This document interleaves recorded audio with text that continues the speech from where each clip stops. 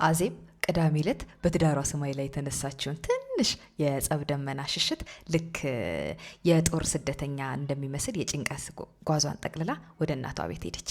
ለአንዲት ሚስት ከባሏ ለጥቂት ቀናት መሸሽ ወይም ደግሞ መጥፋት ሲያምራት ከእናት ቤት የበለጠ ኤምባሲ የለም።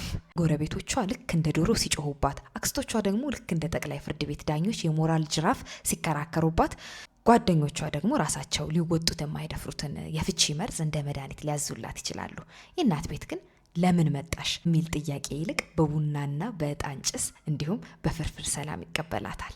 እናም ሴት ልጅ ከፍቶኛል ብላ ወደ እናቷ ቤት ስትመጣ እናቶች በውስጣቸው እንደዚህ ብለው ፈገግ ይላሉ።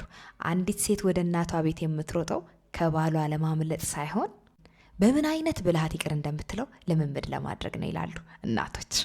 ምስኪን ባሎች ደግሞ ሚስቶቻቸው የኩርፊያ ቪዛ ቆርጠው ወሉባቸው በዚህ ዓለም ላይ ማንም አያስታውሳቸውም። ሰፈሩ ሁሉ አይኑን አፍጥጦ ምን አደረገችው እስቲ አሁን በሚል የክስ መዝገብ ስደቷን ሲያጠና፣ ባልየው ግን ከጥቅም ውጭ እንደሆነ የአሮጌ ሳሎን ዕቃ ማንም ሳያየው ብቻውን ይቀራል። የአዜብ ባል ውብ ሊያደርጓት የሚችሉ ልብሶችን፣ ውድ ጌጣጌጦችን ያለ አንዳች ስስት ይገዛላታል። ችግሩ እሱ ራሱ የመረጠላትን ያንን ቀሚስ ለብሳ በገዛላት ጆሮ ጌጥ ተውባ ፍልቅልቅ እያለች ከቤት ስትወጣ ልክ የገዛ እጁ ስራ በድንገት ያስደነገጠው ጠንቋይ ይመስል በድንገት ይጨልማል። በገንዘቡ ያሳመረውን ውበቷን መልሶ ደግሞ ልክ እንደ ትልቅ ሀገራዊ የደህንነት ስጋት እያየና ራሱን በጥርጣሬ አይን እየቃኘ ራሱን በገዛ ፈቃዱ ያሰቃያል።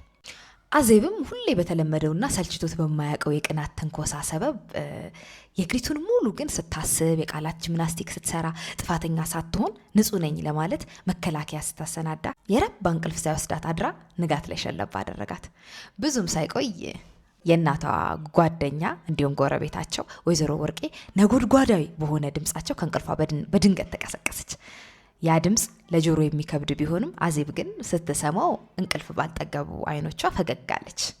እናቶች በህይወት ውስጥ በጣም አስፈላጊ ናቸው። የመኖርን ትርጉም ባስተምሩንም ዓለም መሽከርከሯን እንዳላቆመች በጩኸታቸውና በበረከታቸው ያስታውሱናል። እዚህ በትላንትና ምሽት ትዳሯ ብቻ ሳይሆን ዓለም ሁሉ አብሮ የፈረሰ ቢመስላትም የወይዘሮ ወርቄን ጩኸት ስትሰማ ህይወት አሁን በድሮ መስመሯ ላይ መሆኗን አስታወሳት። ወይዘሮ ወርቄ ቡና ተጠርተው መምጣታቸው ነው። ገና ደጃፍ ላይ ያሉ ቀልባቸው የነገራቸው ይመስል ማን ነው ሰው አለ እንዴ መኝታ ቤት አሉ፣ ድምጻቸውን እንደ አዋጅ ነጋሪ ከፍ አድርገው። አዜብ ናት አሉ የአዜብ እናት ልክ እንደ ላብራቶሪ ባለሙያ በጥንቃቄ የጤፍ አነባበሯቸው ላይ በርበሬና ቂቤ እየቀቡ ነበር። ምን ነው አሉ ወይዘሮ ወርቄ። ትንሽ ከፍቷት መታ ነው። ምን ነው ይቀናባታል እንዴ? ባልን ነገር አንቺ ታውቂው የለ አሉ የአዜብ እናት። ምን ነው ይቀናባታል? እንዴት አወቁት? ምንም ሳልነግራቸው እንዴት ሊገምቱ ቻሉ? በጣም ተገረመች አዜብ። ሴቶች በጋብቻ አውቶቡስ ለመሳፈር ይጣደፋሉ። ራሳቸውን እንደ ቆራጡ ራምቦ ቆጥረው የትኛውንም የጎጆ አውሎ ንፋስ ለመቋቋም ቃል ይገባሉ። ነገር ግን ጥቂት ፌርማታ ተጉዘው አውቶቡሱ መናወጥ ሲጀምር ወይኔ እናቴ ብለው ወደ እናታቸው ቤት ለመመለስ ይመኛሉ። ያኔ ጥለውት የሄዱት የልጅነት ኩሽና ልክ እንደ ገነት ይታያቸዋል። ናው ፈላ፣ አነባበሮ ቀረበ። አዜብ ወደ ሳሎን መጣች። ወርቄም አቦል ቡናቸውን ፉት ካሉ በኋላ የባል ነገር በዘዴ ነው ልጄ፣ ትዳር ዘዴ ይፈልጋል አሏት። ቀጠሉና ስም ይልንገርሽ የሙልጌታ አባት ያደረጉኝ የነበረውን አሉና አዲስ ታሪክ መተረክ ጀመሩ። ፋንታሁንን ነፍሰ ጡር ነበርኩኝ ብለው ጀመሩ። ሆዴ ቀድሞውንም ተወጥሮ ሊፈነዳ ደርሷል። ጥቂት ቀናት ቢቀሩኝ ነው። ቤቴ ግን እንደ በረሃ ደርቋል። አንድ ማሰሮ ቅቤ እንኳ የለኝም። ያጃህል የአጥቢትና የገንፎ ሁሉም ነገር ባዶ ነው። እንዲያም ሙልጌታ አባት እንደሆነ ለሚመጣው ልጃቸው ፈጣሪ ራሱ ሰማይን ከፍቶ አጥሚት የሚያወርድለት ይመስል ማታ ማታ እየሰከሩ መምጣት። አንድ ቀን ጠዋት ተነሳሁኝና አረ ፍራንክ ስጡኝ፣ ልጁ እኮ በማንኛውም ቀን ይመጣል አልኳቸው። ግን ምን ያደርጋል የውጭ ቋንቋ የተናገርኩኝ ይመስል ጆሮአቸው ተደፈነ። ነገሩ ብዙ ባሎች ገንዘብ ሲባሉ መስማት የተሳናቸው ይሆናል። የእርሳቸው ግን ከማንም አይገጥምም። ወይዘሮ ወርቄ በምሬትና በሳቅ መካከል ሆነው ቀጠሉ። ይኸውልሽ የእርሳቸው ኪስ በአስማት የሚከፈተው ጓደኞቻቸው ወደ መራራ መጠጥ ሲጠሯቸው ብቻ ነው። ለቤት ሲሆን ቆልፈው የሚይዙት ኪሳቸው ለጠጅ ሲሆን እንደ ይፈሳል። ወይዘሮ ወርቄ ቀጠሉ። አልሽ ሴት ቤትና ልጆችን ትሸከማለች፣ ወንድ ግን የሚሸከመው ቅሬታውና ስካሩን ብቻ ነው። ይቺ አባባል አዜብን በሳቅ አፈረሰቻት። ባሌም እኮ ያንን የማይረባ ቅናቱን እንደ ትልቅ ቁም ነገር ተሸክሞ አይደለም እንዴ ህይወቴን እያበላሸው ያለው ብላ አሰበች።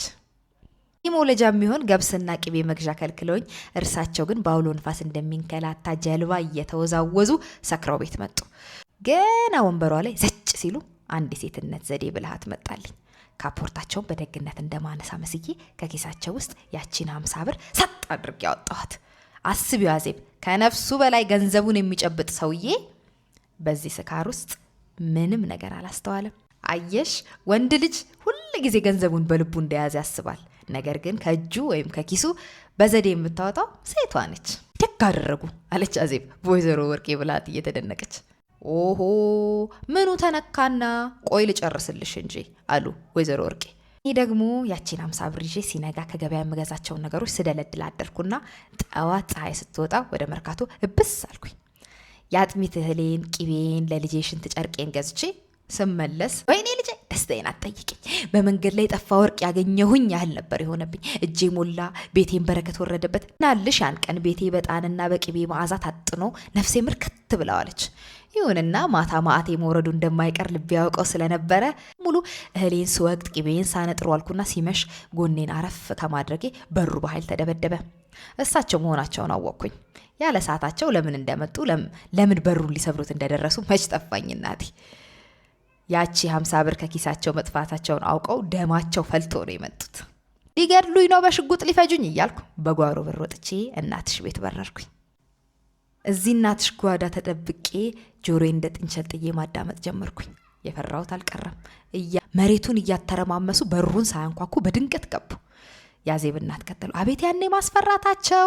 ሁሉም ነገር ዛሬ እንደተፈጠረ ባይነ ህሊናቸው እያዩ ነው የሚያወሩት። ወርቄ ጓዳ ሆና አድኝኝ ብላ ስትንቀጠቀጥ እርሳቸው አይናቸው እንደረመጥ እያበራ ወርቄ የለችም ብሎ ሲጠይቁኝ እኔ ራሱ ምገባበት ጠፋኝ አሉ ያዜብ እናት። አስታውሻለሽ? እንዳላወቀ ሆኜ ምን ነው ምን ሆነው ነው በሚካኤል ምን ተፈጠረ ስላቸው ደጋግሞ የተናገሩትን የሰራችውን ራሷ ታውቃለች ነበር ያሉት አሉ በሳቅ እየፈረሱ። እናትሽ እየተርበተበተች እኔ ወደ ተደበቅኩበት ጓዳ መጣችና ነይ ቶሎ ወደ ቤትሽ ሂጂ፣ ባል ሽጉጡን ስላውለበለበ ትዳር አይፈርስም። አዜብ ደንግጣ ወደ ቤትሽ ሂጂ በዚህ ሁኔታ? አዎ ወደ ቤትሽ ሂጂ። ታሪኩ ይቀጥላል። እኔ አይደለሁም ግን መቀጥልላችሁ። የእናቴ ሮሚዮ ላይ ነው የምታነቡት። እንጆይ